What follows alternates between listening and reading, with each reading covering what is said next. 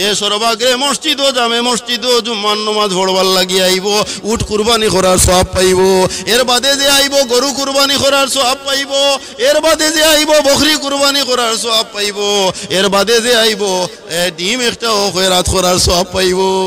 বলানি না আমরা আই বলে মেসাবে বয়ান শুরু করছেন, কারণ বয়ান শেষ হোক বা তেও আমি যাইমু আর আইও খুতবার সময় সুন্নত শুরু করে দিলাম। অথচ জানিয়ে নেওয়ার দরকার আছে হুজুরে পাক সাল্লাল্লাহু আলাইহি সাল্লামে ফরমাইছেন ইজা কাসুরাত সালাতিল জুমআ লিআজলিল খুতবা, জুমআর নামাজে আল্লাহ তাবারাকা ওয়া তাআলা কসর করছেন এক কারণেও, যে কারণটা হইল খুতবা।